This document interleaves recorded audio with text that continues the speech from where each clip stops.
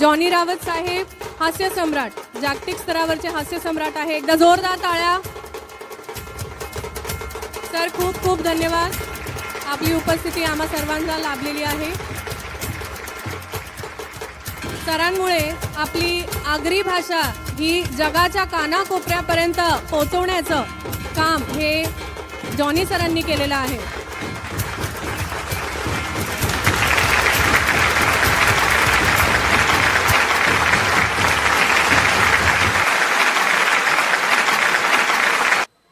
सर्वप्रथम तुम्हा सगळ्यांना जॉनी रावतचा सप्रेम नमस्कार.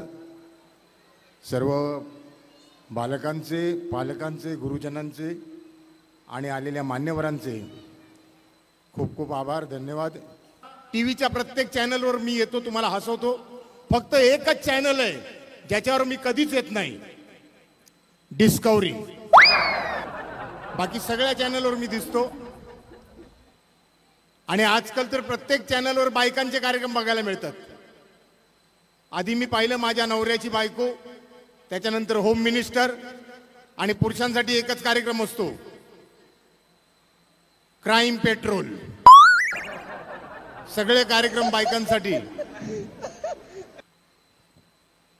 आज या कार्यक्रमामध्ये बहुसंख्येने उपस्थित आहात.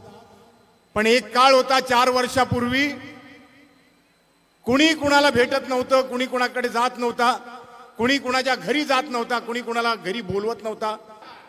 एक भयानक व्हायरस संपूर्ण जगाला पछाडून गेला होता, ज्याने प्रत्येकाला छळलं. तो म्हणजे कोरोना. कोरोना जेव्हा भारतामध्ये नवीन नवीन आला होता, लोक घाबरून गेली होती. प्रत्येकाचे हाल झाले, प्रत्येक लोकांचे, प्रत्येक माणसाचे हाल झाले. आणि सगळ्यात जास्त हाल झाले ते नवऱ्यांचे. कोरोना काळामध्ये नवरा एक गोष्ट शिकला, भांडी घासायला. घरामध्ये सगळ्यात जास्त भांडी घासली ती नवऱ्याने. बायकोच्या छळाला कंटाळून ती दिवस रात्र नवऱ्याला भांडी घासायला लावायची, सकाळ संध्याकाळ दुपार.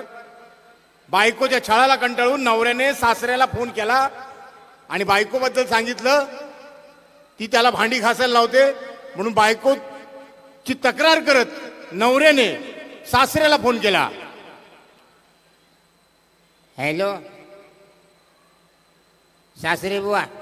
बोला बोला जावई बापू, काय बोलता? काय बोला ती आईला कसली मुलगी दिली हो?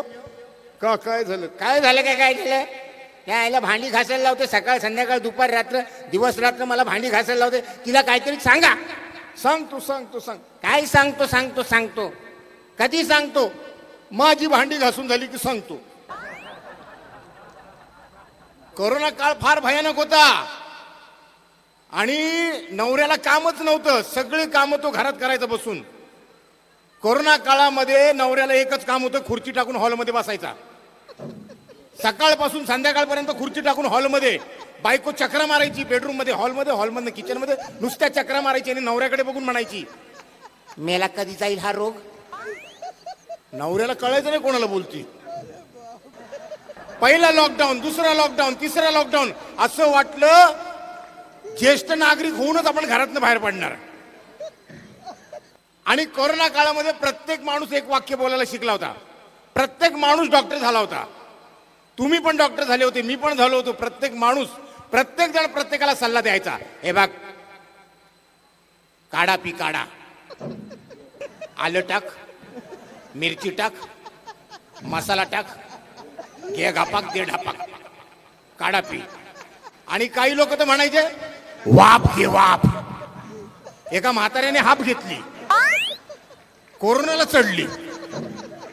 आणि एक वाक्य तर सगळेजण म्हणाले, तुम्ही पण म्हणाले, मी पण म्हणालो, आमच्या घरातले आम्हाला म्हणाले, तुमच्या घरातले तुम्हाला म्हणाले, तुम्ही दुसऱ्याला म्हणाला, दुसऱ्याने तुम्हाला म्हटलंय. प्रत्येक जण म्हणायचा गरम पाणी पी. एक माणूस 4 वर्ष एवढा गरम पाणी प्यायला पोटातल्या आतड्या घासायला म्हणाल्या, गिजर बसवलाय का रे?